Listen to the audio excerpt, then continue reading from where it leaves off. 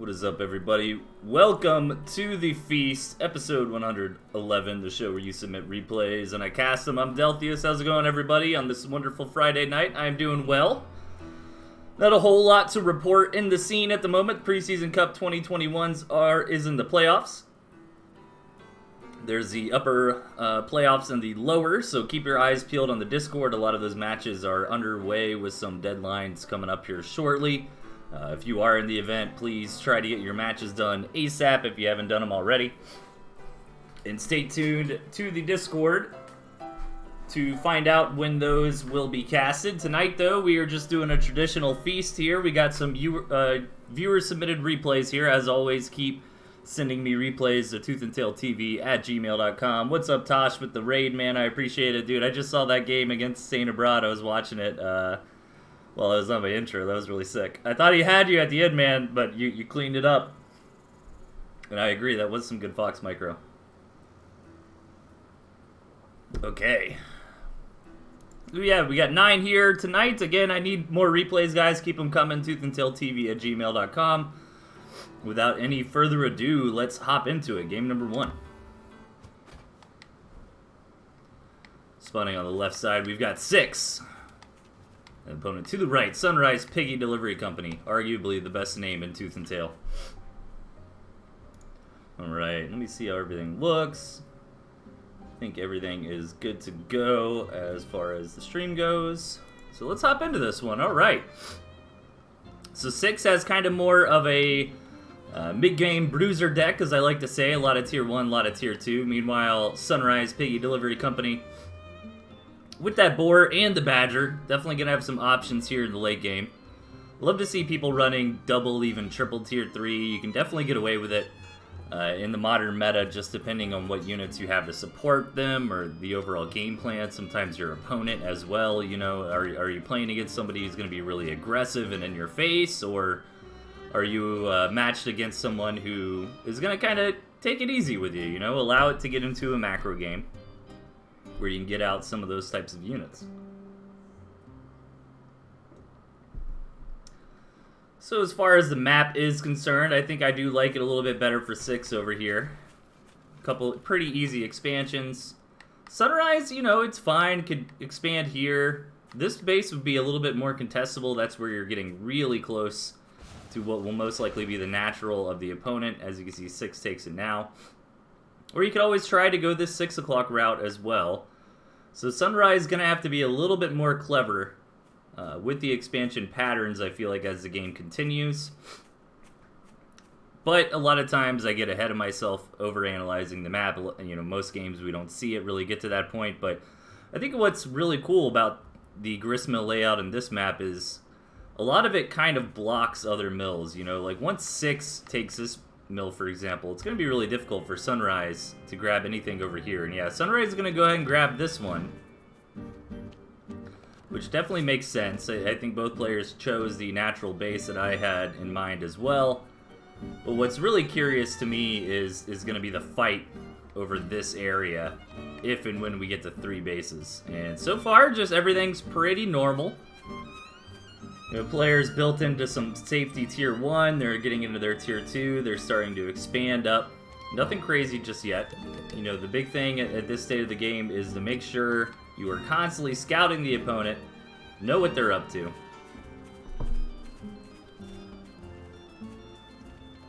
We're just going to have to let this one develop for a little bit longer. Sunrise trying to get ahead on the farms. I was curious if that was going to prompt 6 to move out, but no, 6 just matches for now. Has the lizards in a kind of a threatening position over here. Is going to go ahead and try to get some bacon. There are a couple lizards here for Sunrise, but not enough to defend this. I think they really needed the toads there as well. Oh, nice attack here from 6. Doesn't quite get that second pig. But overall, trades pretty decently. Gets a pig. That's always important, you know. That's definitely what you're looking for in the attacks. Like, yeah, taking the more cost-effective trade is always nice, but really at the end of the day, what you're looking for are some pig kills, some warren kills. That's really the type of damage that sticks around and can compound. And now 6 knows about the toads. So 9 lizards is still kind of fine. You know, maybe he wants to use the squirrels as that, like, sacrificial tier 1, but he needs to be a little bit careful. These toads actually do pretty good against both lizards and chameleons here. Another attack coming in, but Sunrise Piggy Delivery Company defending that one with flying colors. The big thing there was that 6 lost the tier 2, while Sunrise kept their own falcons in play.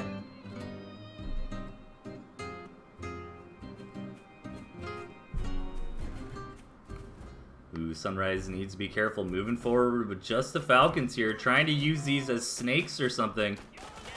These falcons are definitely too slow to be able to retreat. I like what Sunrise was thinking there, but falcon's not quite the unit that you need for that kind of harassment style of play. You know, something like lizards or ferrets or even snakes, chameleons. Pretty much most units. But falcons are just not one of them, unfortunately. Sunrise, though, going up to 9 toads. Meanwhile, 6 going purely into squirrels. Maybe to try to deal with those toads, but to be honest, I'd love to see 6 just make a couple sacrificial lizards. I think that's the move, you know, like 1 lizard warren. Nice little attack in there, by the way, by Sunrise. Not super cost-effective on the trade, but did manage to knock out a warren. Probably would have been happier with that second warren. The boar being placed down here from Sunrise. Here we go, the toads moving in. Getting some great connections on the cams and some of those squirrels, but a lot of squirrels still remaining here from 6. Is it enough to actually break through? The falcons starting to go down. 1 pig falls. But 6 is not going to have enough just yet to crush through this falcon without enough protection, even though more units were flooding in. 6 going to take it home for now. And that was some good pressure. I mean, 6 doesn't know about the boar.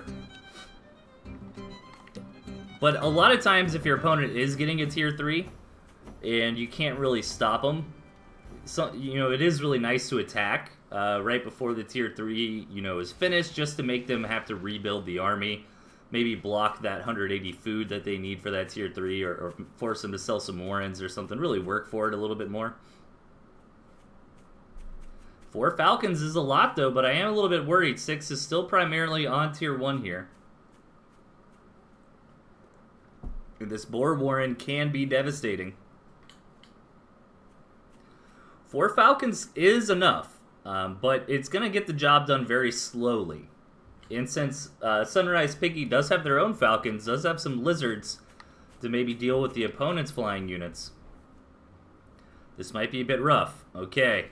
Sunrise Piggy Delivery Company moving in, got the boar. Ready to rock and roll here. Just wants to be careful, doesn't want the toads to connect onto the gristmill. It's the only thing you need to be careful with. A lot of the units already falling. The boar comes in, but is going to be taken down. Those 4 falcons in the air doing a good job of dealing that DPS, but the armies do trade. Can Sunrise actually stop this 3rd base, though? That's really what the goal was there. So overall, I kind of like that better for 6, you know. Sunrise forced to sell that tier 3 warren.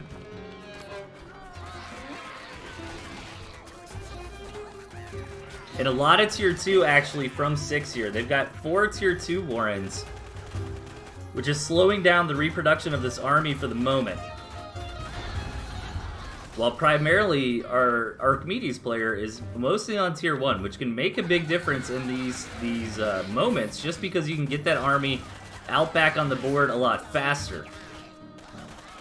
You know, a lot of those tier 2 warrens from 6 right now are just not doing anything. Oh, commits to getting that last falcon and does. This match is getting pretty scrappy here, as we're probably getting close to the end. Let's see. That's my guess. And I think that the problem here for 6 is that they just can't quite get out that tier 2. They really needed to sell off like at least one of those warrens, maybe 2 of them. You know, sell a warren, fund the tier 2 units that you can. But if 6 can manage to make... Oh, gonna catch these toads out here. Nice. Gets them basically for free. That chameleon took a lot of damage, but that cam will regenerate very quickly in its own territory, so that won't matter. A nice pickup here for 6, and slowly but surely, Starting to get that additional tier 2 production coming out of those Warrens. Ooh, kept that 1 cam alive on 1 HP. Is 6 gonna be able to take this match? It's not looking good for Sunrise. Sunrise forced to tap out. GG. A nice scrappy match to get things started here tonight.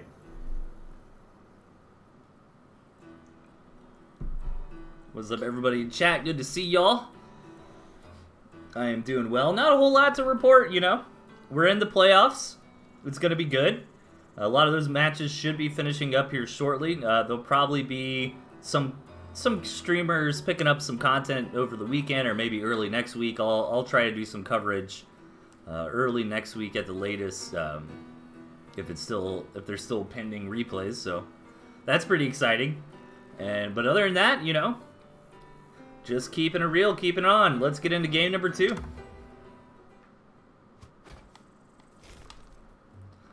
Spawning on the right, we've got Nightslayer, 907. Their opponent to the left, Winter Load. Alright, Winter's deck, man. That is a sweet composition. Barbed Wire Artie and Squirrel Skunk to eventually get to that Owl Snake late game. Meanwhile, Nightslayer, again, what I kind of stylize is more of a bruiser deck here. Wants to get in there, wants to deal the damage in the mid-game, doesn't want to let something like an Owl Snake actually happen. And this is a really good map for what Winter's trying to do, to be honest. Like, look at this, 4 mills right here.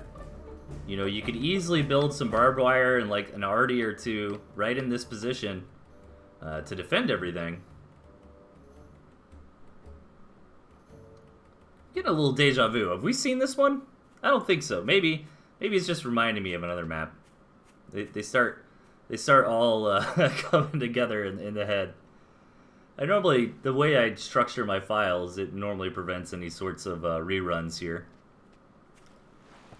But it could happen. You know what? I think it's this map layout and these decks maybe are reminding me of like a Tiki versus Heirloom game or something. I think this is a different deck though, or a different game rather.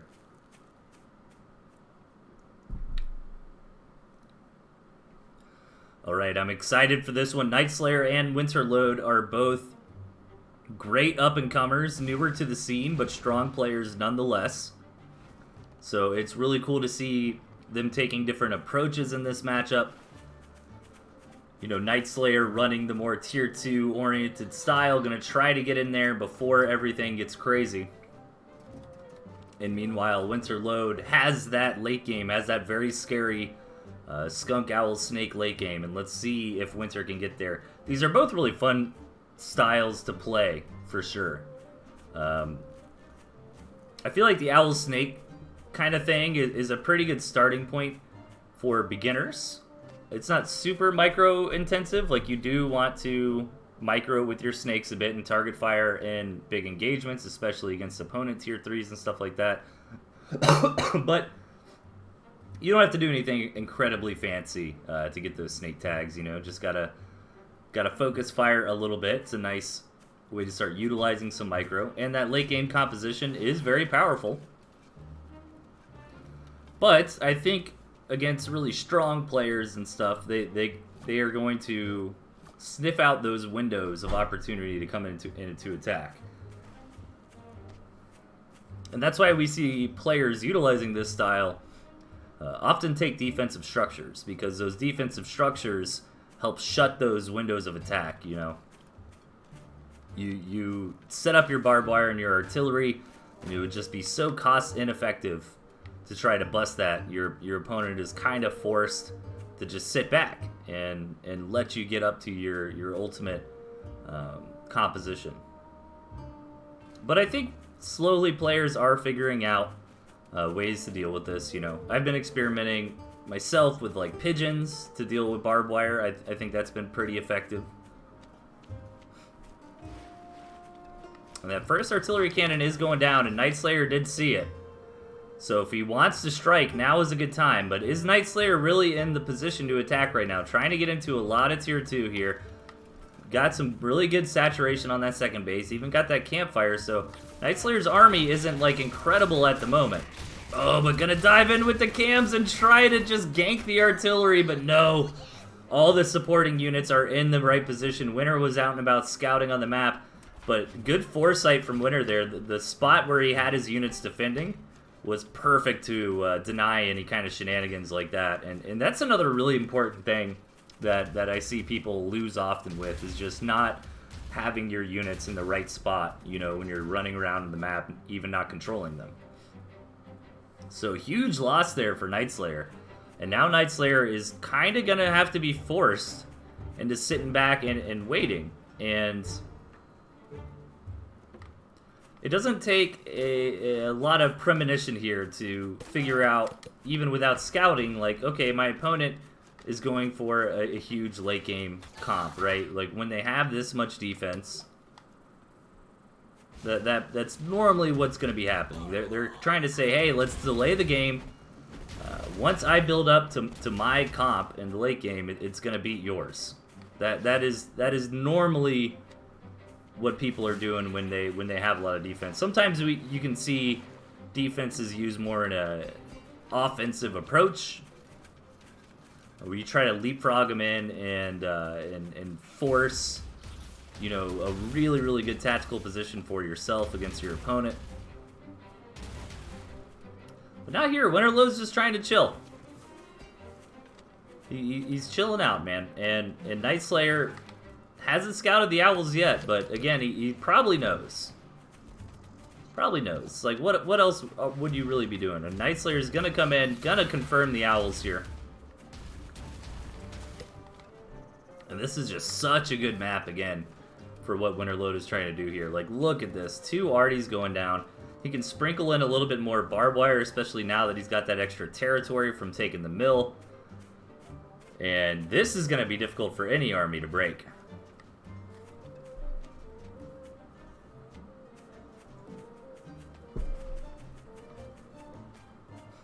And I think where this kind of went bad in like the early game chess moves for Nightslayer was the fact that Nightslayer was also going for macro when he did notice the artillery going up, so he couldn't really stage a huge offensive. You know what I mean? He didn't quite have the units that he needed. But that was a decent attack, all things considered, from Nightslayer. You know, gets rid of the artillery, kills a couple pigs, trades armies, and that's kind of what you need to be doing against owl players. You don't want them to just be able to dump all their resources into those owls. You want to force them to use some of that money rebuilding some units they lost. But Nightslayer is not in a position to deal with these owls right now. You know, these toads are very cost ineffective. The Cam Falcon can work, but I think it needs a little bit more support. You know, something like a wolf or pigeons. However, Nightslayer is not out just yet. Maybe if he can get up, I think this base is definitely dead. But if he can get some good snake tags and get these owls taken care of, perhaps he's got a chance. But this army is just trading so effectively here from Winterlode. This game is a great how-to from Winter. You know, was very cautious into getting into the style, didn't transition into it until like 6 minutes into the match. You know, took their time, got all the pieces put together. But Nightslayer is starting to bust through a bit. One owl does go down. And owls kind of have exponential growth, you know, and how threatening they are. One owl is not a big deal. Oh, if Nightslayer manages to knock that owl out, that is huge. The owl does go down. Winterlode lost both the owls. Nightslayer has a good opportunity to come back into this game and knock the opponent out. Let's see what Winter does. Winter does not actually have the an income anymore. Never was able to put pigs on the third base. Didn't deny the third base from Nightslayer.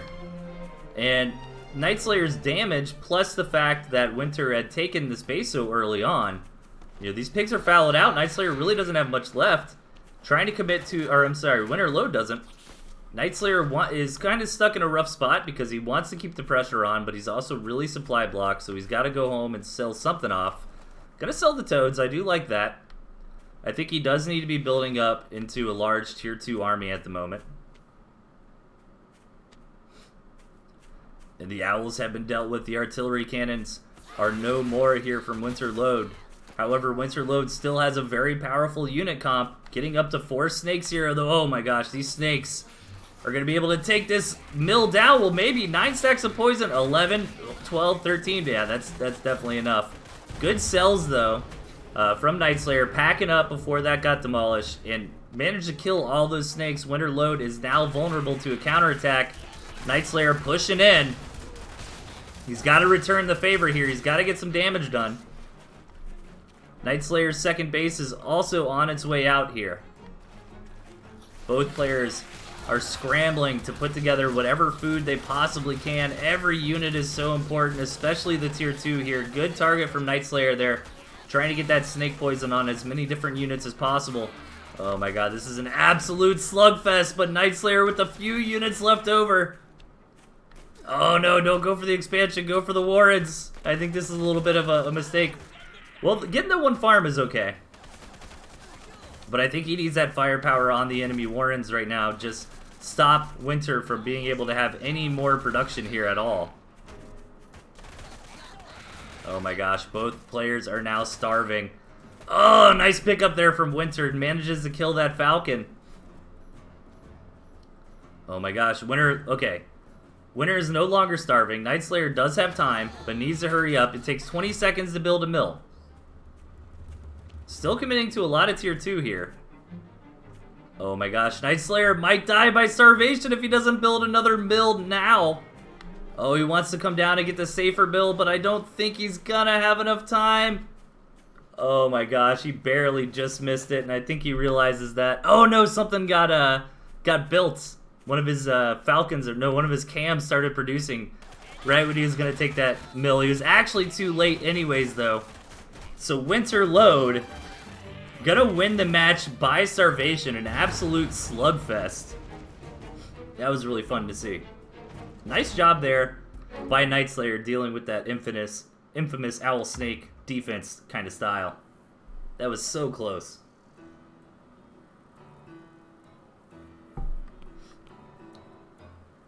Alright, let's keep it going. Match number 3 here. Spotting on the left-hand side, we've got Shadow Adam. And their opponent to the right, the Kid. Alright, lots of overlap here. 5 out of the 6 units are the exact same in both decks. The only differences being the Chad Toads from the Kid and the Daddy Boar from Shadow Adam.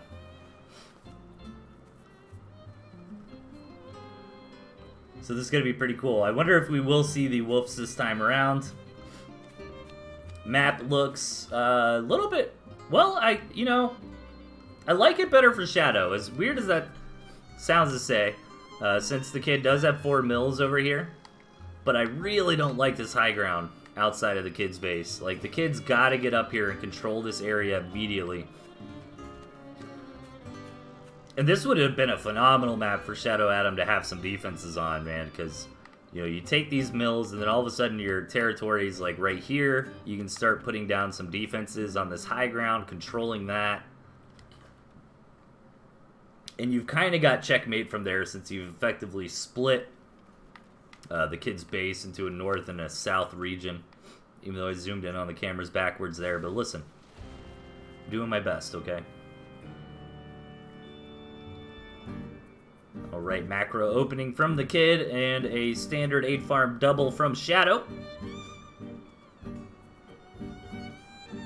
Just some more scouting going on at the moment. Shadow checking everything out, making sure the Kid's not doing anything crazy. Gonna come in, see a single Warren. That is a little bit suspicious. You're expecting there to be more money, and there is. There's that second base up at the top. Shadow gonna grab some Chameleons, maybe looking to get aggressive this game. I like these kind of openings.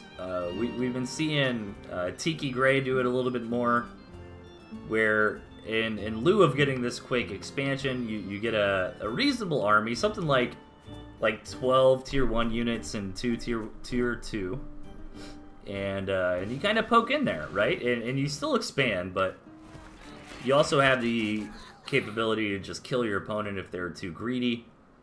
But if it doesn't work out, and if you don't get any damage done, it can result in you being pretty far behind in economy. So 4 cams up and coming for Shadow here. That's going to mow right through any tier 1 from the kid. And the kid is getting way ahead on economy, but the question is, will the kid be able to defend this incoming attack if Shadow does move out? Still more and more tier 1 from the kid so far. Now, I'd love to see some snakes out of the kid, but the kid actually hasn't been able to get back there and really see what's going on with this tier 2 from Shadow.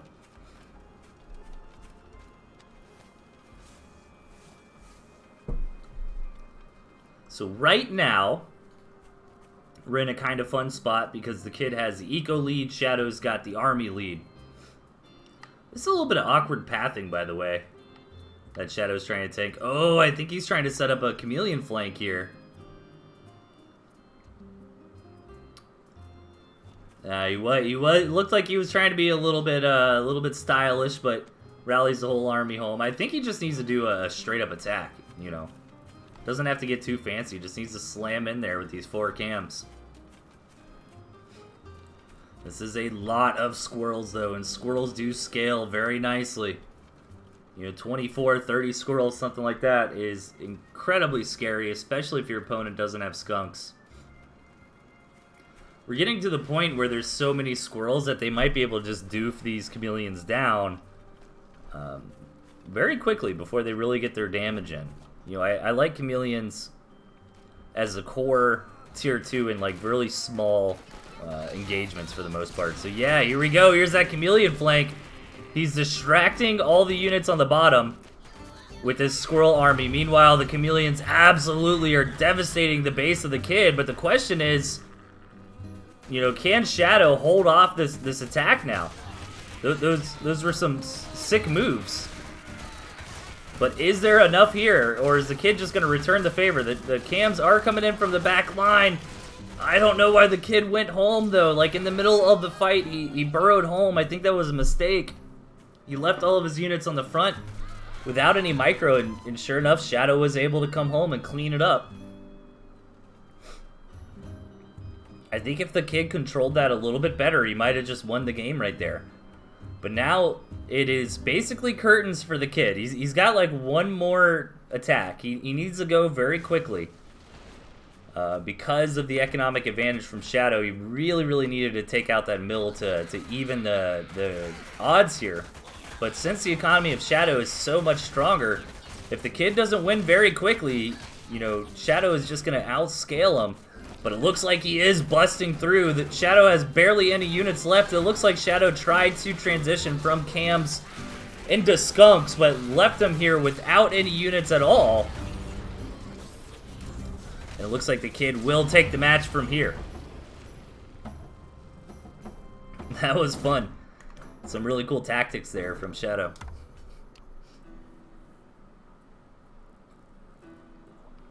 Okay. Let's keep it going. Game number 4 here.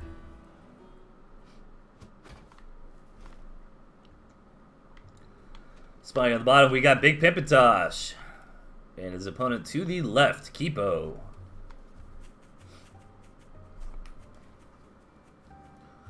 Alright, this is going to be a fun one. Both players with these tier 2 heavy decks.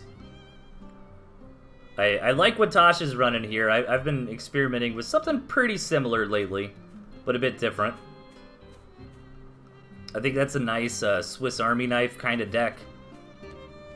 You know, that lets you deal with a lot of the various things your opponent can throw at you. And Kipo's kind of going for the same thing here. But this is a short map, and Tosh is on the low ground. Tosh does have some expansion options here. Obviously, the 6 o'clock is a nice little pocket base. But trying to expand up here is going to be very difficult for Tosh.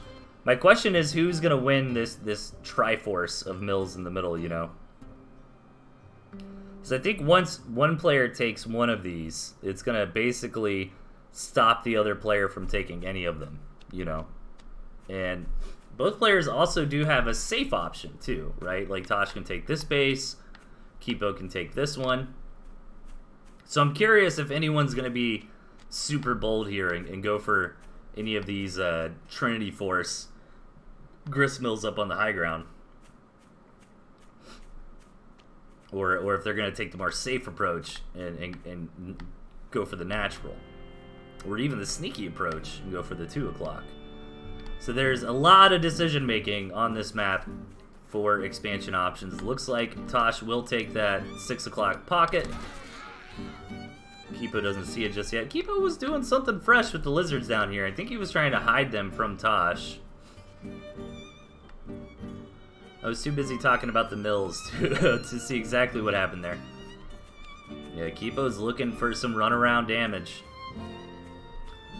Very smart from Tosh, though. Already positioning some units on that backside, knowing Kipo's got lizards. Knowing this is a possibility. And yeah, that positioning, this is what I was touching on in that match with Winterlode and Nightslayer.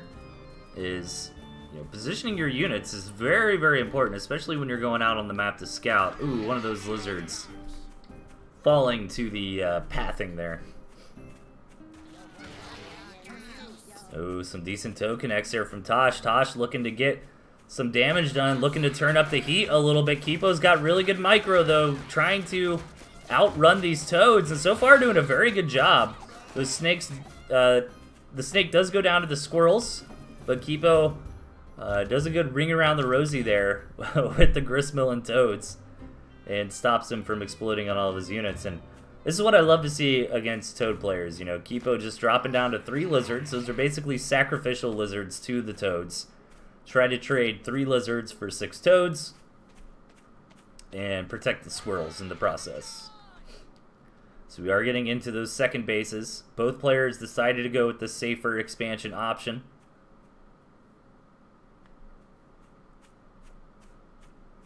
And there's no big, like, hype unit in these decks, right? There's no tier 3, there's no artillery cannon. These decks are just very, very straightforward, in-your-face kind of things. Kipo prioritizing microing the squirrels against the toads rather than keeping the snake alive there. Tosh coming in, getting some damage done, getting a pig, killing a tier 2. Loses a lot of units in the process, though. And taking out a pig is always nice, but in these situations, it's not as big of a deal.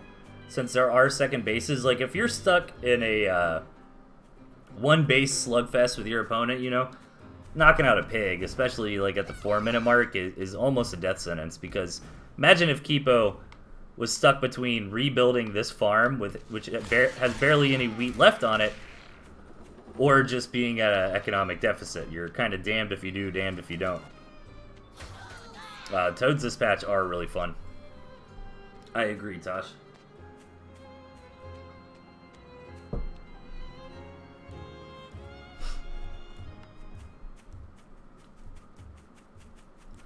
I'm glad there's like a nice AoE option outside of the skunks, you know? I think that will encourage more like Camp Falcon Wolf kind of stuff. Great harassment here from Kipo. And I love 3 lizards for that. 6 is, I think, the magic number. Yeah, we can see, oh, Kipo thought about building some more lizards, but no. Gonna go for the squirrels. And I am no mind reader, but if I think the reason Kipo wants to get up to 6 lizards is 6 is really the magic number for running around and harassing with, because they can knock out pigs and warrens very quickly, but at the same time, if you lose 6 lizards, you know, it's not the end of the world. You can't immediately get counterattacked or anything. Some nice micro here from Kipo, but is it going to be enough to stop this attack from Tosh? Already getting a ton of damage on the way in with these snakes. Gonna try to back off for now. Really just wants to keep his own tier 2 alive, but decides to go ahead and trade it for that enemy snake. And does Tosh know he's up on economy? I think so. I was gonna say, that kind of trade makes sense if you think you've got that economic lead.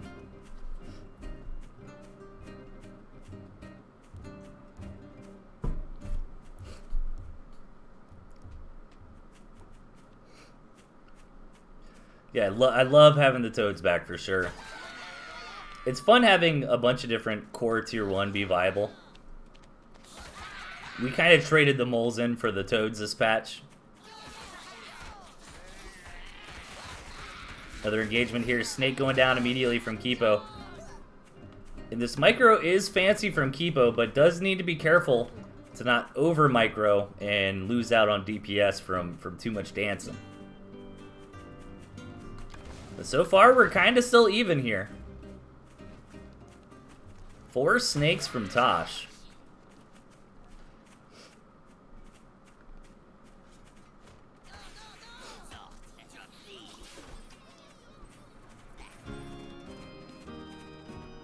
And 4 snakes are quite deadly. If they get those stacks on basically any tier 2, they're going to go down very quickly. They can also do a nice ferret impression of sieging structures like this mill here. And Kipo's got to be very forward about this defense. Otherwise, that mill just takes snake stacks during the process. Good job from Kipo there trying to get a nice concave and try to spread the units out against the toad hits. Toads are really cool because to me they feel more like a mid-game tier 2 than an early game, or tier 1 rather than an early game tier 1.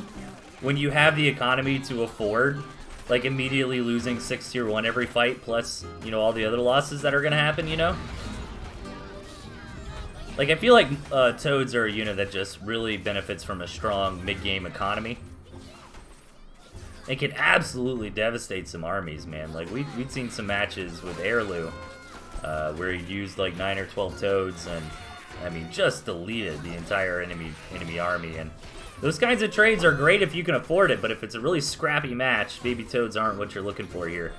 Tosh is beginning to get through, and again, I think the pigeons are kind of one of the unsung heroes in these situations as well. They really give you that longevity on the front lines. I mean, this snake is nearly invincible here.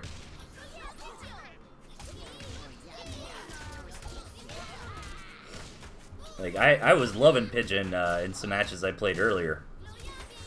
Kind of a new thing I've been testing around, too. That Snake does eventually go down, but we're getting into a scrappy fight here.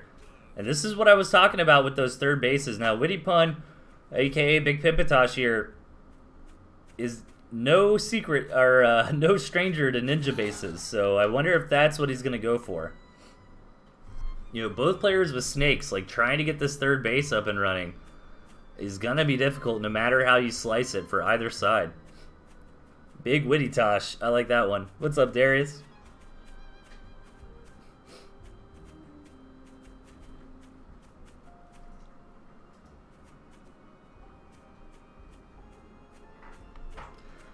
Yeah, I don't know. You know, I had previously kind of called for a little bit of a snake nerf, but I don't think they need it.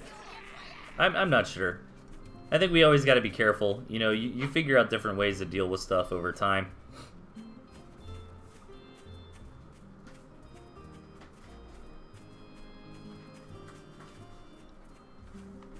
I think the balance nowadays is pretty good. I feel like I'd like to see barbed wire maybe cost a little bit more. But even still, I do think pigeons just might be the answer to barbed wire. And pigeons actually fit a pretty good spot in the meta. The only downside about pigeons is it can be really difficult to find the place in the deck for them, you know? Like, you gotta cut something for them, which always feels bad. But they really do a good job in the existing meta, you know? There's snakes, there's skunks. I mean, snakes and skunks are very popular, which pigeons are great against. They can help you really sustain on the front lines for a long time. They help you just kind of tank through barbed wire. They can help deal with owls, you know? I feel like pigeons are like the secret answer to everything at the moment.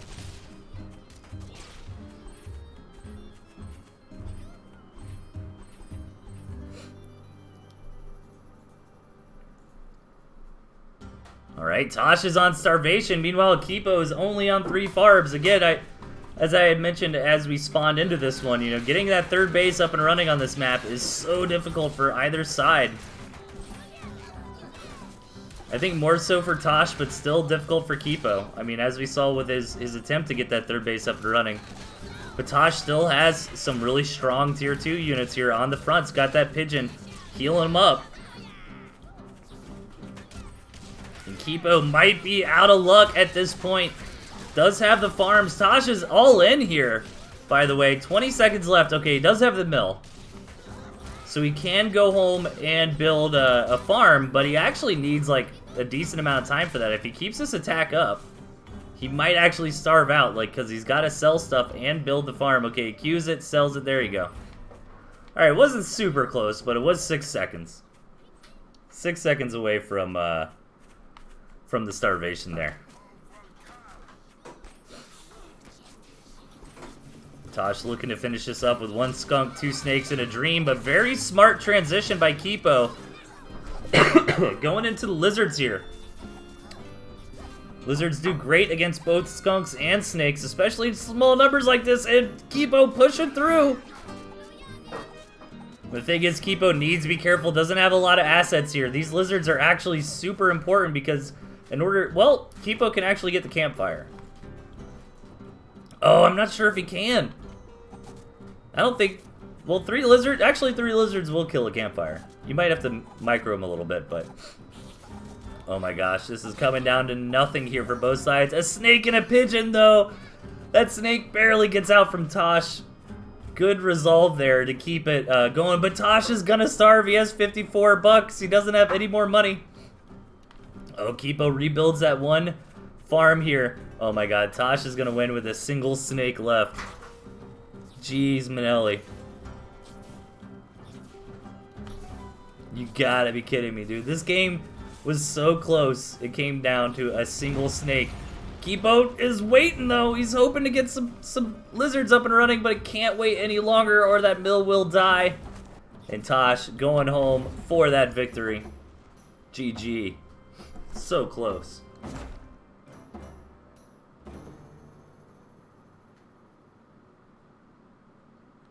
Yeah, 2 seconds left on the starvation for Tosh. And 1 snake. Oh my god. Such a close match, man.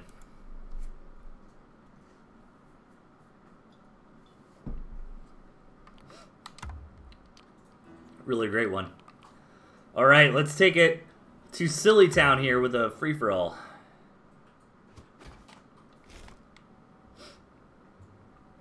What do we got? At the bottom, we have I Am Not Eating. On the left, I Carter. Up top, Tarugo.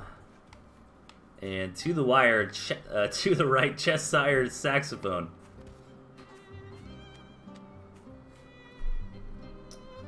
Give me 1 second.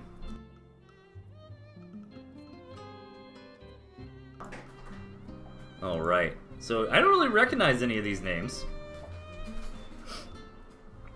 So, maybe some newer players, welcome. Welcome to the scene, thanks for the submission. As always, guys, keep them coming, ToothandTailTV at gmail.com. I can't do the show without your replays. A couple early warrants here coming out from Red and Green. Ooh, sneaky warrant placement here. As well.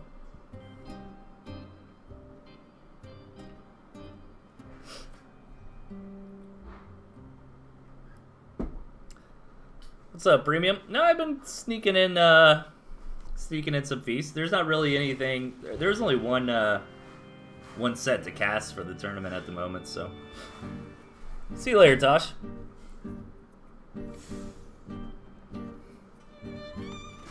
Yeah, we gotta wait a little bit longer for more of the playoff games to finish, which was good. I needed to get to some replays.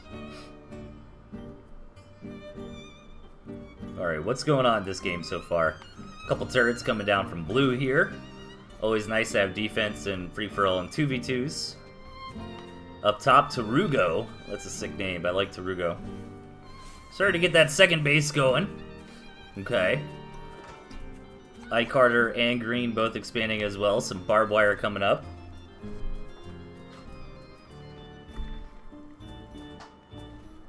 Yeah, I think we just gotta give this one a little bit of time to brew here.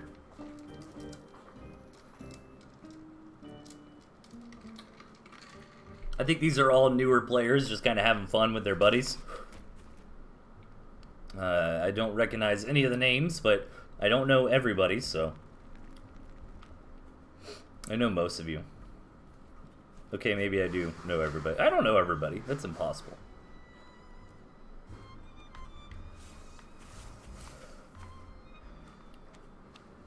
Alright. Where's the action going on so far? Not a whole lot just yet. Tarugo getting that campfire. Second base is up and running. Oh, here we go. I am not eating. Coming in with that ferret harassment. Getting 2 farms off the base of I. Carter. We got a woof on the way here from Cheshire Saxophone.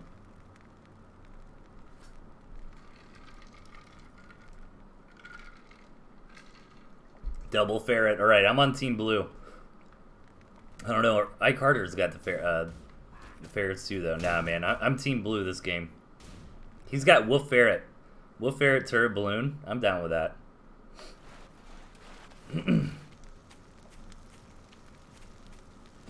I like this from Tarugo. Trying to be sneaky with these cams here. Or maybe trying to bait these lizards to come, you know, get this juicy campfire. And the cams to clean them up. We got a ferret war going on down here in the bottom of the map. One balloon getting up here from I am not eating. I am rooting for him, so I hope he does eat at the end of this match.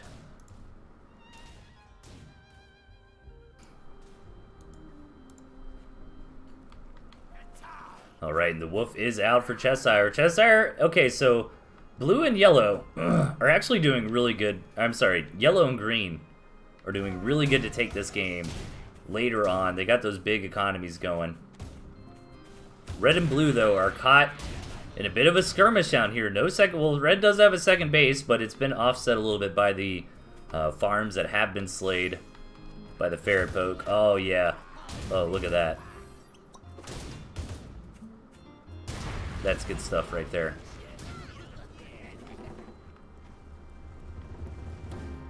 That is very annoying for Cheshire to try to deal with. Getting his own ferrets. 3 players with ferrets here.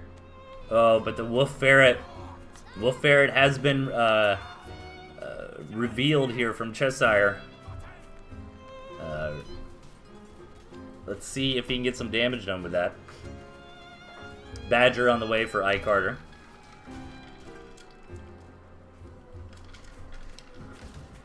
More and more poke. And this balloon, is the balloon giving him vision up there? Oh my, close, it is not. I was going to say, I don't think it has that much range. I love the vision granted by the balloon. I think that's one of the really cool things about it. I love those, like, ancillary utilities of units, you know, like indirect ways that make units strong or weak are always really fascinating to me outside of just raw stats.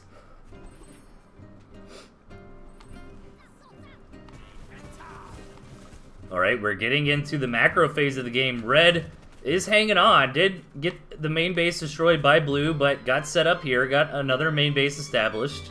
I think this artillery in the back is not the best position for that, but again, pretty sure these are just new players, just buddies hanging out, having fun. Alright, missed something here. Oh, looks like Cheshire lost his wolf. He's got so many pigeons. Dude, ferret buffed wolf with... Wait, wolf buffed ferret. Said that backwards. With 18 pigeons. This is silly.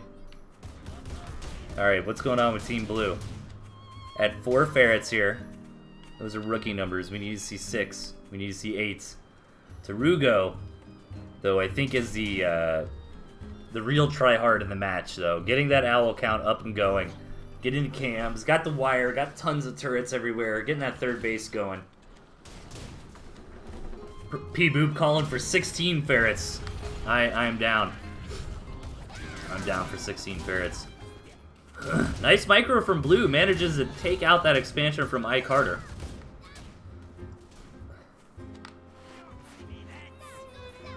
Dude, are we gonna see ferret pigeon just like tank owls, mice? I hope so. I hope that's a thing that works. Tarugo needs to be careful trying to pick up these wire, but ends up losing so many chameleons in the process. Really not worth it, as wire is only 10 food each. I don't know, man. Green's starting to own the middle of the map. This great job from Blue down here, by the way, to just keep being a pain in his opponent's side there. In the middle of this ferret fest down here with Blue and Red, he brings his ferrets back up to deny that base again. So it's kind of like we've got two different 1v1s going on here. Alright, green is maybe ready to return the favor against blue. The Badger is here for Carter. No pigeons to support it, though. Carter did sell that back already. Dude, look at green, man. Ferret, pigeon. Ferret, pigeon versus owl. Let's go. So much snake gas out here. I think blue will be okay. I think Carter overextended there. Lost the Badger.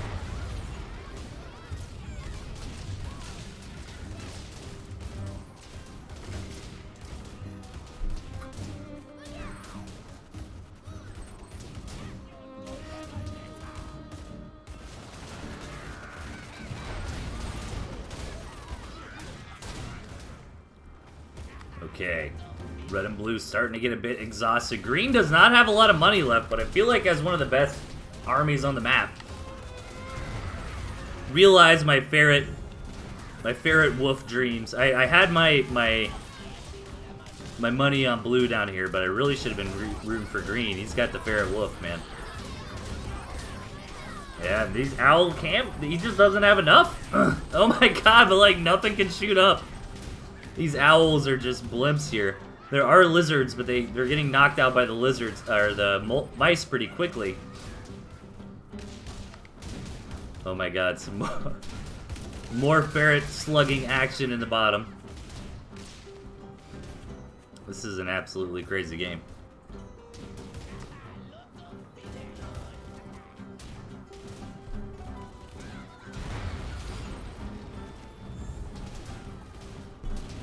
That expansion does get denied again. iCarter really trying to return the favor, but blue is holding strong.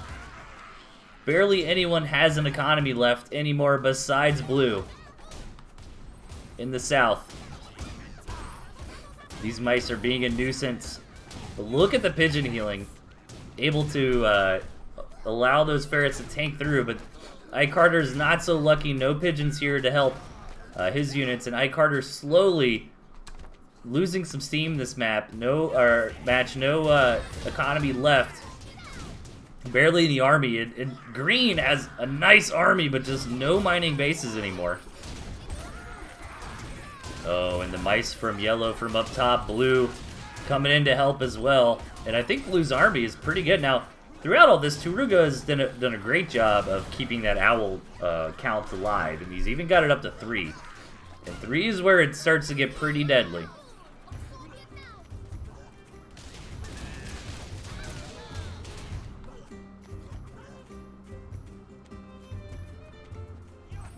And these mice are just wrecking havoc. Jessire has like no actual units anymore. He's just got support units. So many pigeons in the air trying to heal these like 2 lizards and 1 wolf. And the mice are just wrecking havoc all on green's base. That's basically it for green. He knows it, trying to return the favor. Come in here and get some damage done before he's knocked out. But Tarugo will be able to clean that up. Maybe not the flying units though. These pigeons healing each other against the turrets. That's so funny.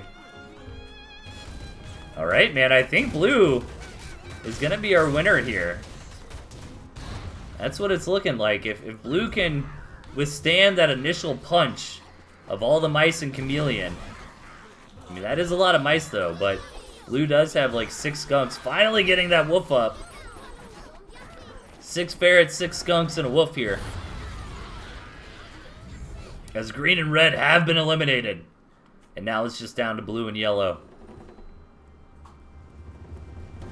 Blue's got the better economy. Oh, this rock. That rock right there has been doing some serious work for blue this game. Okay, here comes the attack. Let's see it. I believe it. I think blue can hold here. Those mice actually got a lot of spread. Yeah, it easily cleans all those mice up.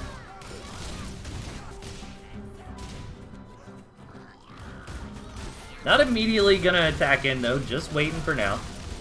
Gonna start pushing forward. Wants to protect this base.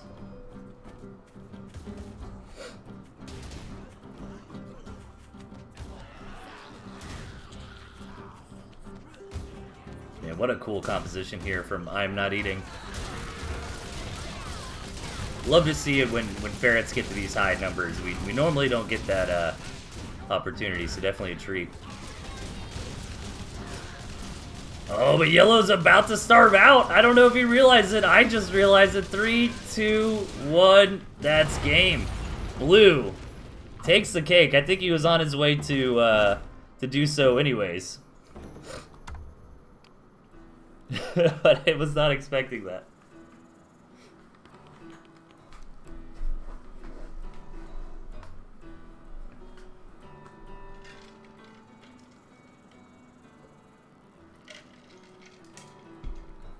Okay, let's keep it going. Game number 6 here. Spawning in the bottom, we've got Satoros. And his opponent up top, Pile. Both really strong players here. And I'm really excited for the triple tier 3 from Satoros.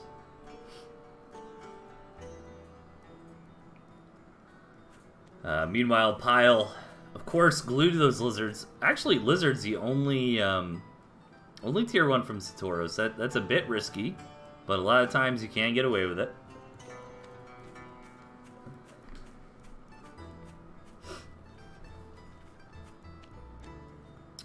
Is this a Pippin deck? I always think of Meek when I see the triple tier 3.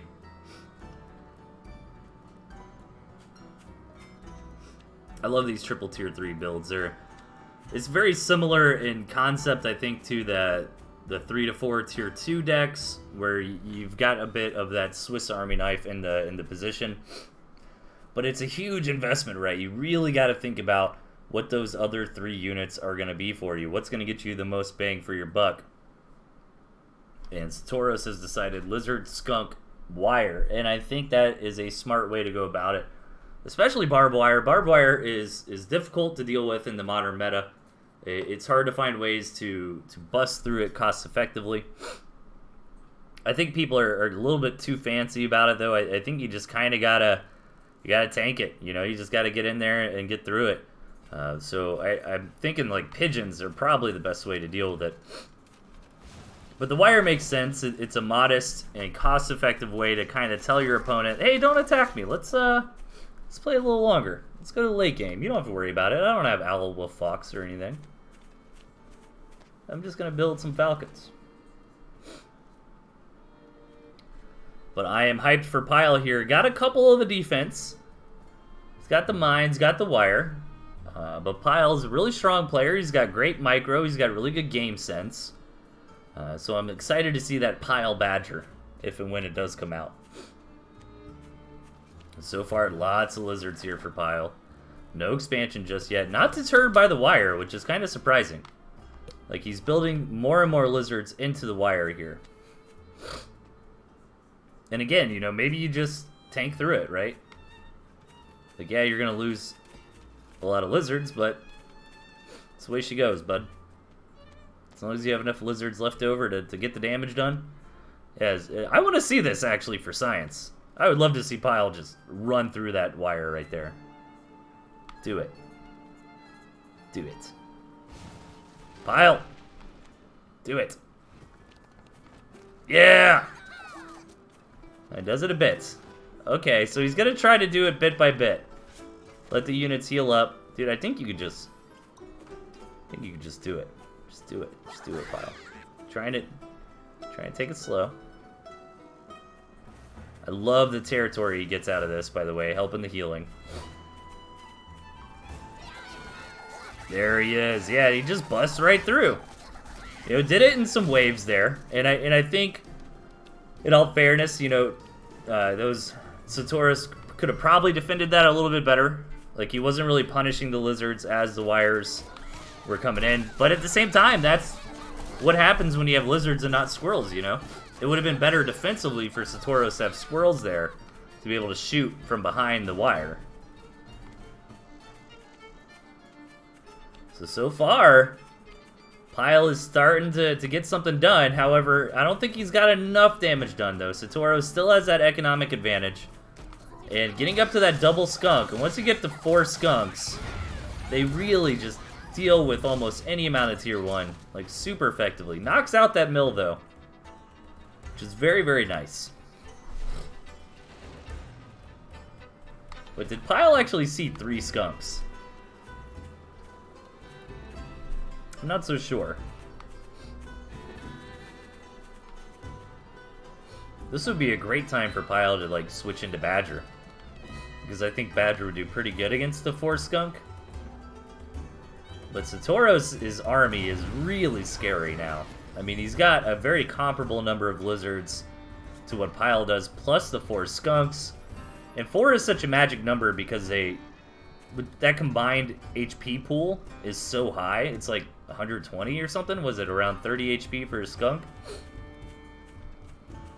So that's 120 HP to tank through, plus so much gas just absolutely everywhere. Now, Satoros' lizards do come up in front of the skunks a little bit.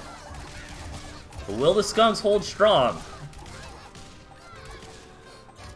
Ooh, Pyle basically busts through it there. Nice. That was a great defense from Pyle. And the advantage of being on so many lizards is that they rebuild so fast, and Satoros realizes that, sells off the skunks, and gets into his own lizards here.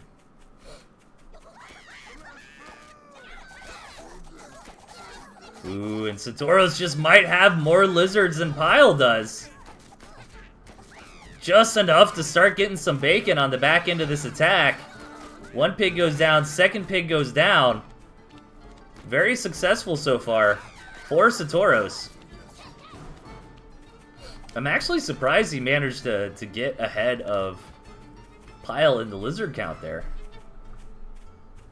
But he really utilized that window he had quite nicely. You know, Pyle was on a much higher economy, so if he didn't attack right then and right there, that lizard advantage would have gone away pretty quickly, and Pyle would have had the better economy. Satoros moving in again. And this time around, not all of Pyle's lizards were together. Some of them were still at the Warren spawned. And again, that's giving Satoros just barely enough lizards to break through. Both players are on starvation now. We've seen starvation in so many matches tonight.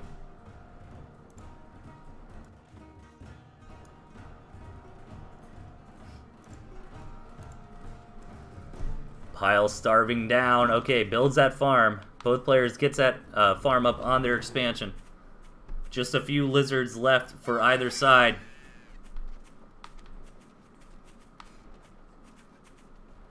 Ooh, this is close, man. Keep in mind, Satoros needs to take this engagement where his units aren't attacking the mill, and he did a good job there, but no target fire. Pyle's control was a little bit better in that skirmish. And I think this is probably game. Pyle gets up on top of the Warrens of Satoros, and GG. Nicely done.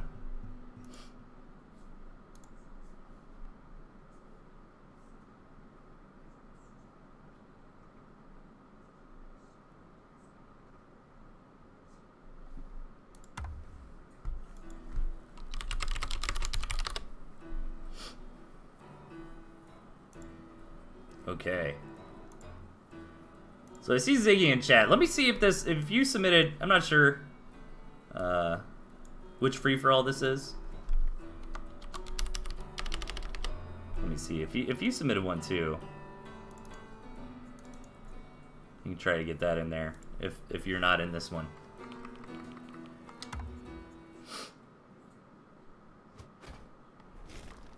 Okay, so this is from the same people. I actually did not intend that, so hang on. Hang on. We can save this one for next time. Only take a second. So I got a bunch of free-for-alls here. So let's take that one out. Put it there. Let's try this. What about this one?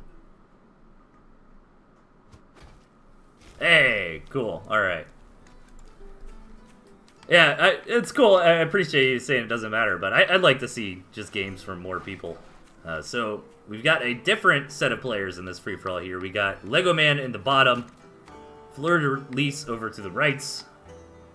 Up top, we've got Big Pippintosh and Mr. Ziggy to the left. And we will save that that other free-for-all for some other time. Alright.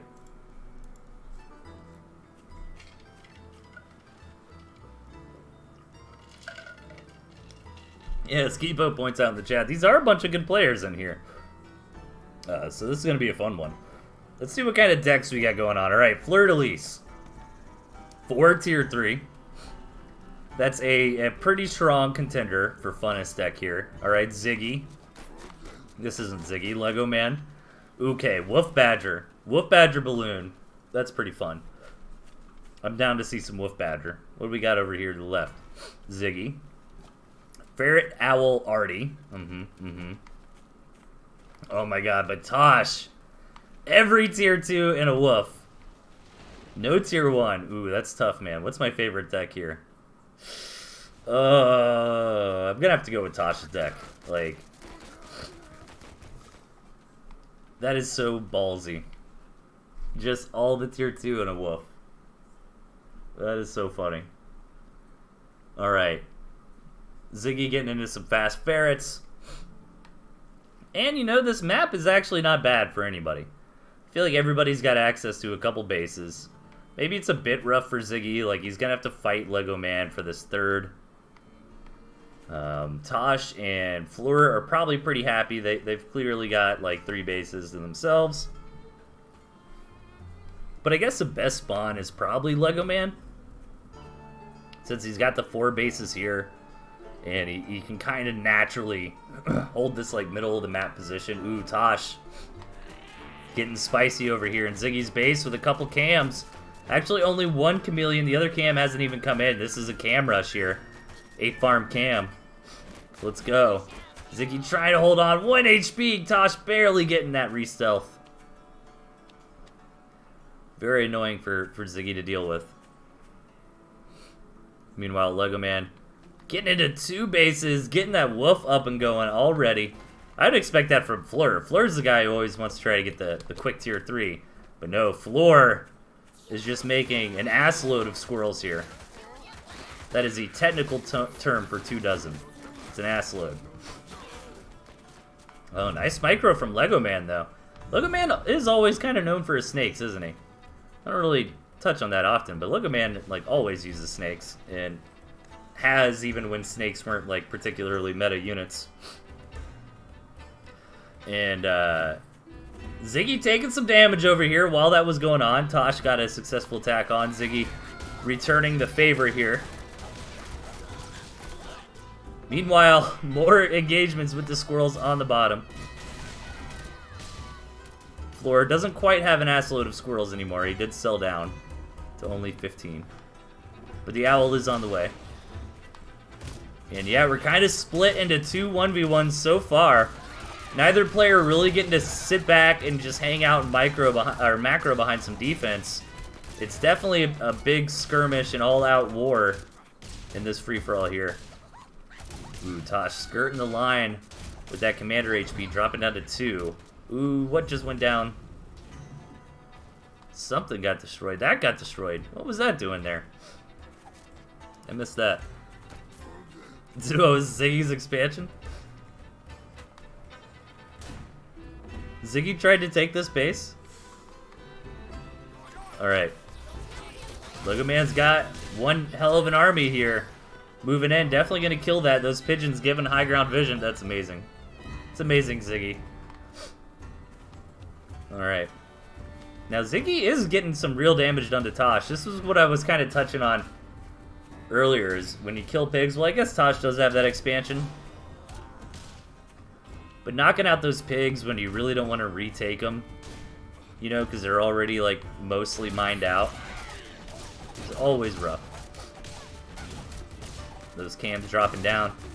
The cams are really interesting against tier 1. Like, there's kind of this line that they go from good to bad, you know? Because once enough tier 1 are available, they'll just, like, one-shot a cam, right? Like, once you get, like, 15 squirrels, they'll just one-shot the cam as as it reveals itself. But when you've only got like 6 or 9 squirrels, that's when it can be very, very effective. Alright. Who's in the best spot right now? Is it Floor, maybe? I mean, Floor's got, well, probably Lego Man, to be honest. Lego's got 15. Let's see if Floor can get some damage out. This actually might determine who's in the best spot. Again, there's more skirmishes between Ziggy and Tosh going on at the same time right now. Looks like Tosh is pushing Ziggy back a little bit, getting into 3 to 4 chameleons, though. Again, one of those things where it's exponentially better to have like 4 cams compared to 2. It's just that HP pool. I think that's the big reason why having 4 versus 2 tier 2 is such a big distinction. I mean, just doubling that HP pool is massive. I don't know, man. Floor's got this army, this really cost-effective army here. That boar and the owl, as long as those don't die. The Lego Man does have snakes. He does have a balloon. He knows how to use them. Oh, the badger wolf is here as well. Dude, Ziggy and Tosh are just fighting to the death here. I think what actually might make Tosh win this is that second base. Tosh has been doing it such a good job all game long of shutting down the expansion attempts from Ziggy over and over. And the badger's on the way here for Floor. The cavalcade of tier 3 is nearly complete. Alright, Lego Man just moving over with the badger to be a thorn in Ziggy's side. Trying to steal Tosh's thunder and finish him off. Meanwhile, what has Tosh got left? Just a couple tier 2. 3 cams and a skunk. You're gonna keep the pressure on, try to eliminate Ziggy. Oh man, but if Tosh just gets caught here by Lego, his army will be deleted. Ziggy will be the first player eliminated here. Oh, is Floor gonna attack Tosh? Oh, this is not good. Alright, so the contenders here are definitely Floor and Lego, but Lego's economy is just so good. Look at this army comp too, 8 snakes. That's too many snakes, man. Nobody should have 8 snakes. Ziggy and Tosh are both super hamstring. I love this from Tosh too. He knows he's not going to win this game. Just going to try to be annoying with these chameleons. Ooh, but Lego gets the reveal. I love it, Ziggy. I would have loved to see those mines, like, out here or something. I don't know. I guess it's easier said than done to, like, place them over here where they blow up green or yellow. This is so funny to me.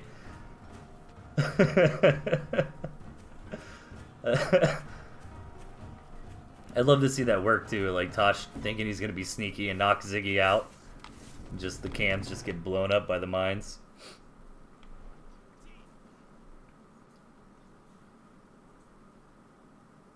Alright, I don't think anyone can stop Lego here, man. He's on the way to 22 snakes.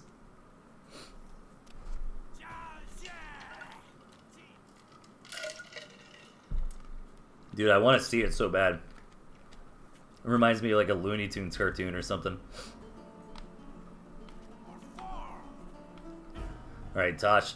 Ditching the cams for the snakes. Oh, here we go.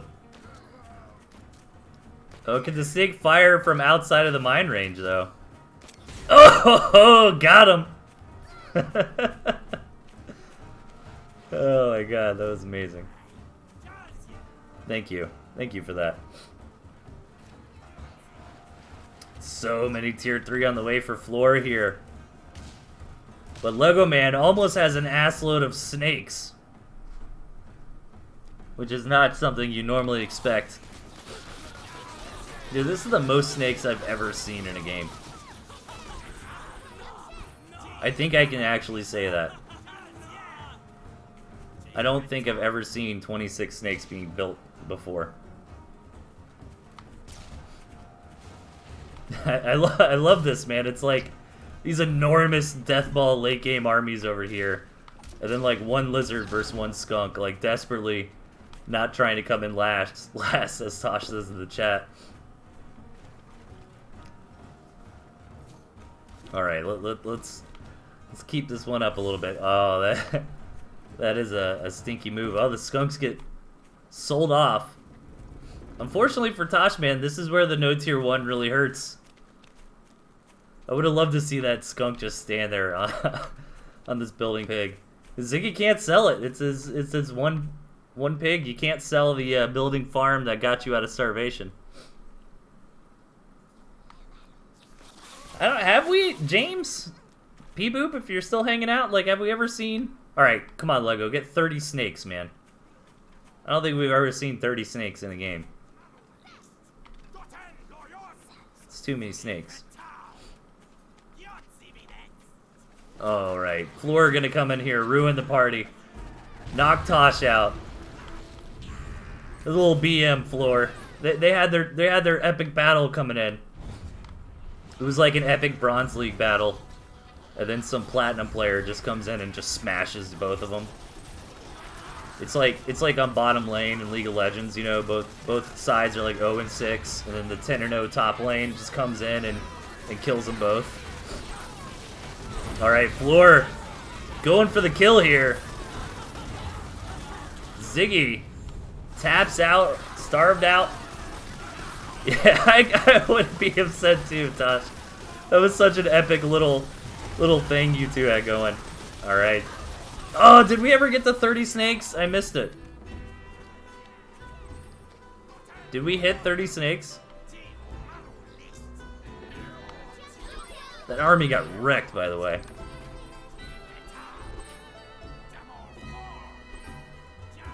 Wildkin saying yes in chat. Are you just saying yes to make me happy, or did you actually see 30 snakes?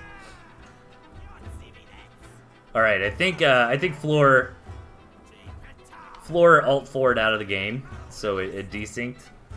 No, he saw 30. Yeah, the replay desynced. Well, we got 30 anyways. Here, there you go with the desynced replay.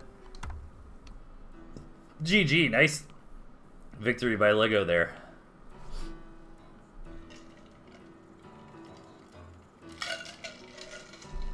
Okay.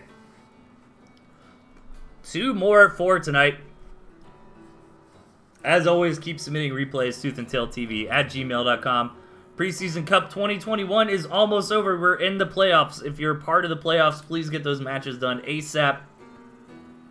And look for some casting and some coverage of that here soon. I think we're still waiting for some of the round of 16 matches to get finished up in the lowers and in the round of 8 games for the uppers. So we don't have a whole lot to show off yet. I've got a match done, and there's another match I think, but it wasn't quite enough for a whole show. And I don't cast my own games, just because it's weird. All right. So 2 more. Let's hop into match number 8. We're going to finish out strong here with some high-level players. Definitely get your notepads out if you're newer or trying to learn some new strategies here. We got James in the bottom and his opponent Kefka to the right. Also Kipo using a fake name. Kefka, a good one for sure. One of the best Final Fantasy villains. Now Kefka, I like Kefka a lot because I feel like he's one of the only like truly chaotic evil villains. I think chaotic evil villains are a lot rarer than you think they are. You know, like my 2 examples of chaotic evil are like Kefka and the Joker, you know. Guys like that, like Sephiroth, for example, from FF7. He was more nuanced, you know. He was kind of like a confused person. He was actually a puppet of Genova. I can talk about Final Fantasy all day. I'm a huge Final Fantasy nerd. I grew up on those games, and it's funny because FF7's story is like wrapped up like Cloud and Sephiroth are the main characters, but in my opinion, it's really Aerith is the protagonist and Genova is the antagonist. But yeah, so I think that's different. Where Kefka he's just evil for the sake of being evil, man. He just wants power, just wants to rule the world. That's it. you know, disobeys orders, poisons wells and stuff. Doesn't give a crap. Yeah, Squizzard is a lot of fun. I enjoy Squizzard quite a bit. Alright, so what do we got going on in this game? Tooth and Tail that we're playing, not Final Fantasy. Looks like some quick expansions for both sides. James is moving in, but he might be getting too big for his britches here. As Kefka's got more Tier 1 on the way soon. James is going to back out. It's 2 farms on the second base for Kipo. None just yet for James. He's got that signature balloon on the natural that James enjoys so much. James also is a big fan of the boar in general. So we see both of those things here in this match.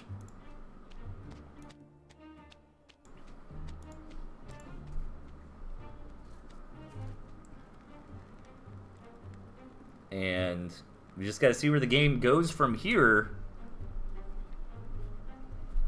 I like Kipo's deck. It reminds me of like the old Owl style. You know, a lot more lately. Like Kipo's deck a couple patches ago when mines were meta, like that would have been very normal, very standard.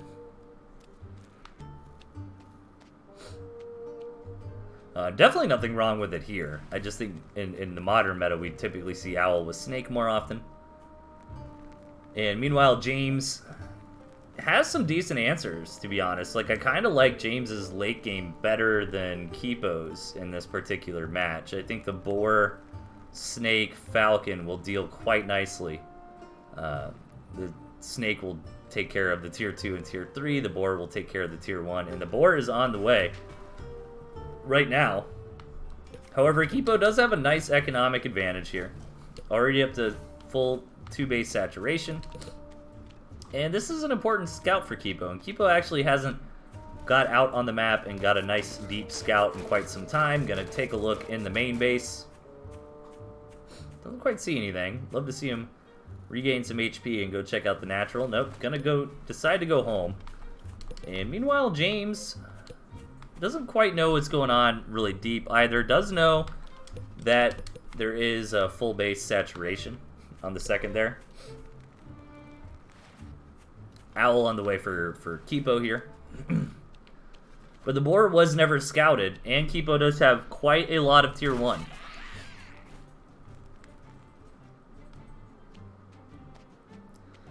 And the balloon kind of normally signals some kind of Tier 3 on the way, you know. But I think that's an incorrect read against James. That's just kind of his playstyle. He likes to invest in that balloon. It does a nice job, especially in this Tier 2 meta. And you gotta think, like, what is a balloon? It's 3 squirrels in cost, right? 120 bucks, it's 3 squirrels. Including the Warren, of course. Alright, James getting ready for an attack here. And the boar is almost done. That is so many Tier 1 from Kipo. Is he just going to try to overrun this boar? He does not know about the boar, of course. Now, Kipo is aware. But I don't know, man. James's army is really strong, but it's kind of fragile. Like, if that boar goes down, that's really the meat of the army. Kipo does not want to engage. Kipo! Look at the response, man. Quadruple owl. And this was really smart. Like, running around clockwise around the center of this map. All Kipo just did with this maneuver was buy so much time. He forced James to respect that army movement and not engage. Now, Kipo sold off all those Tier 3 warrants immediately, floating a ton of food. But here's that big engagement here. The owl does get poisoned down, but there's so much Tier 1 here, even too much for the boar to handle. And it was so spread out, it wasn't really stacked up very much. Kipo does survive, but took a big hit to tempo, having to pack up all those Tier 3 warrants. But definitely glad that he did with those boars, that boar and the toads. All that AoE, or that structure crit, rather, would have knocked those out immediately. Ooh, James thinking about attacking from the 12 o'clock. Oh, I like this. Just bringing the squirrels up there. Oh, and the snakes too. But I feel like Kipo's just going to run over this.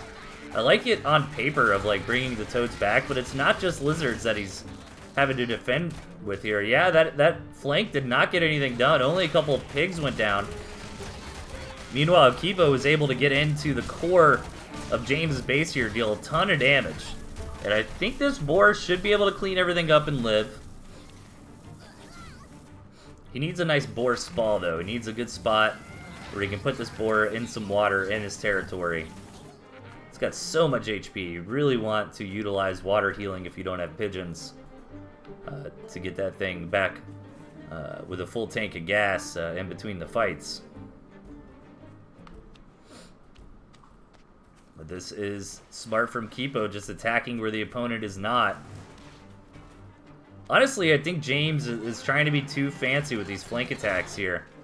I'd like to see it maybe just with the snakes, because the snakes can get the job done by themselves. Oh my god, I thought that was going to go down to poison. That board is not enough on defense. Gets tagged down immediately. James was not able to heal that up in between the two fights. Another boar is here, but with so many falcons, this one is not long for the world. Good job from James to tag most of these falcons here. This game is getting quite scrappy. And what a cool map. You know, sometimes we get some really cool maps like this in Tooth and Tail, but just this is like a clock, you know, like they had to move like in counter clockwise or clockwise directions the whole time, and Kipo just with some really, really good positioning there was able to keep kind of juking James and getting some core damage in where James's army wasn't.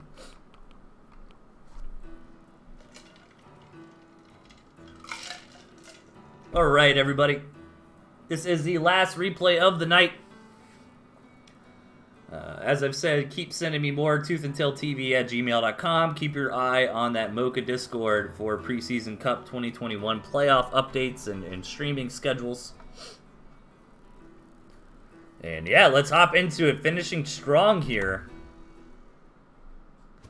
with a couple more very powerful players. In the bottom, we've got Araloo. His opponent up top, Tiki Gray.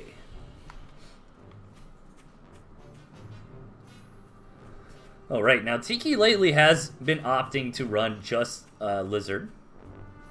Has been experimenting more and more with these tier 2 decks. I've seen a lot of turrets out of Tiki as well.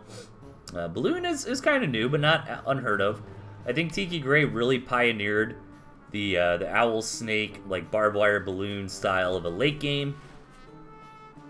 But I think more lately he's been experimenting with these tier 2 centric decks, you know, kind of dropping out of the tier 3.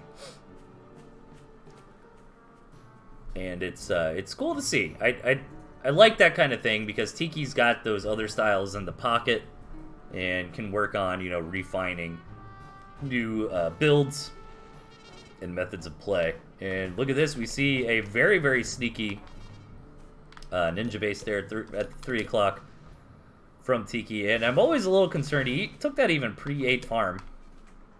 I'm always concerned when players do that this early in the game, because Araloo actually did scout over there, but imagine if he hadn't, right?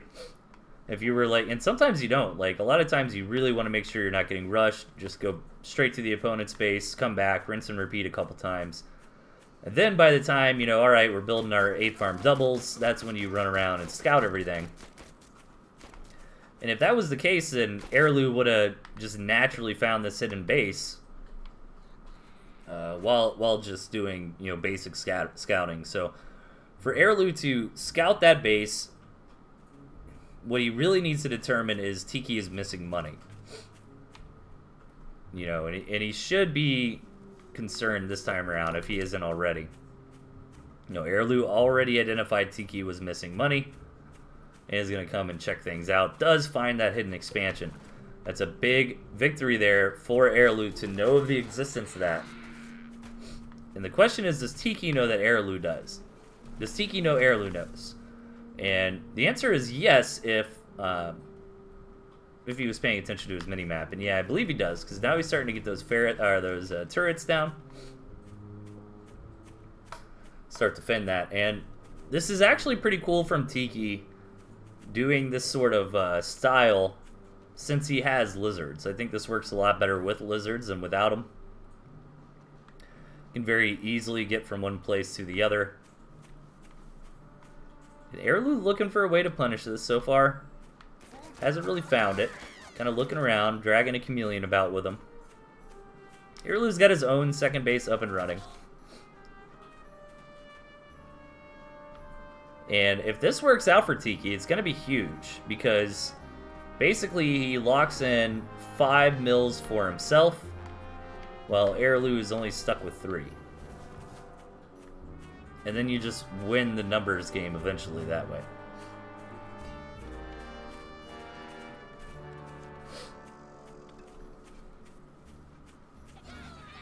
Alright, Airlu trying to place down that mine. Anyone ever calculate how much money you lose if you do 5-farm Warren versus straight 8 farms? No. I have not. I want to, though. Because I really like the 5-farm Warren openings, to be honest. I think there's a lot of situations where it's really good. And if we crunch the numbers and it's like, alright, you know, it only costs you 40 food to do that, it might be worth it. Airlu trying to get up to 4 cam. Airlu has a really, really good composition here to deal with mass lizards, but Tiki Gray getting into the tier 2 as well. Nice attack here from Airlu. Just going to send these cams to do the business to Tiki's base without any micro. Airlu is out and about doing other things at the moment. Drags him back, though. Tiki looking for the reveal, is going to get it. Was it worth it? He got 2 pigs and a Warren. Tempo-wise, no. Cost-effective-wise, yes. As long as Tiki doesn't attack in right now while Airlu doesn't have the cams, then it was worth it in my opinion, because it was an even trade monetarily, but actually a little bit more for Airlu if you consider the fact, if you count the extra food left over on those farms as bonus damage, which I think you should, then it was a cost-effective trade. We're getting into 3 bases, and this is where the early risk is starting to pay off for Tiki.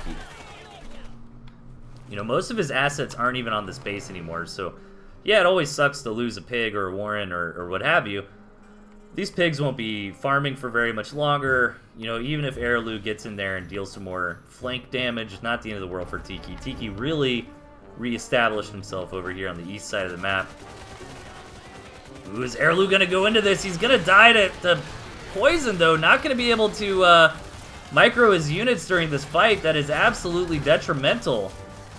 A bit of a blunder there from Airlu. It was risky to attack into so much defense in the first place, but committing to the attack when the commander HP was so low was definitely a misplay, and a nice victory there for Tiki. Even with that commander death, though, Airlu still doesn't trade too bad. But, you know, Airlu can only keep this up for a few more minutes. You know, he can saturate this third base, but this is kind of playing into Tiki's hands at the moment. Tiki just wants to keep fighting, wants this game to go longer, where he's got access to more of the resource on the map than Airlu does. More defense is being put down here from Tiki. Just a single turret so far. A couple more turrets coming up. Airlu getting ready for another big attack here. 9 toads. Not a lot of tier 1 left here for Tiki. Sold out of most of it. Ooh, attacking into 3 turrets like this. Gonna bust on through pretty quickly with the cams. One of those turrets actually does not go down. Tiki really trying to dance those lizards around the toad connections, and all these falcons in the air. Most of Airlu's units cannot shoot up. The toads, the cams. And that one turret, by the way, dealt so much damage in that fight. The other 2 turrets got taken out pretty quickly.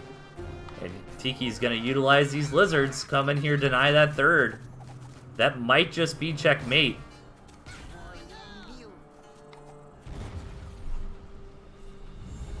Let's see, Airlu's got one more good attack in him, I think.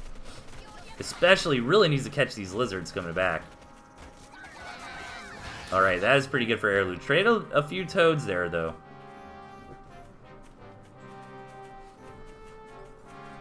But I think Araloo needs to keep attacking. It's always so rough with these turrets, though. And Tiki has such good game sense. He knows when to build the turrets. You know, a lot of times we see players just kind of build turrets that don't do anything. But Tiki has really good timing concepts of when exactly to build those. They do build very fast. I think like 10 seconds, you know. So if you anticipate an attack coming, you can slam a couple down real quick. Nice defense from Tiki. And the second base from Araloo is drying up. We're getting into scrappy economies. Both sides actually just hit that second base. Drying up. Araloo's is going to last a little bit longer because Tiki took his first. But Araloo does not have the third base up and running. That is the big difference here, while Tiki does. And Araloo's not going to commit to that third base. Just going to try one more time. But these snakes here from Tiki just doing such a good job of dealing with the chameleons here. He's going to come out with 9 squirrels, 2 falcons, and 3 cams. Try one more time to win the game. He actually has to win right here, right now. He's going to starve out otherwise. Doesn't have the 120 bucks to commit to building that extra gristmill. And I think with Tiki winning this fight, Araloo's going to be forced to tap. GG. Really cool last game here. But everybody, that is it for tonight. Thank you so much for tuning in. As always, it's a pleasure. And yeah, that is it. So keep your eyes peeled on the Mocha Discord for information on when we will be streaming more of the playoff matches. Keep submitting me replays. We will catch y'all next time. I hope you have a great rest of your weekend. Take care, everybody.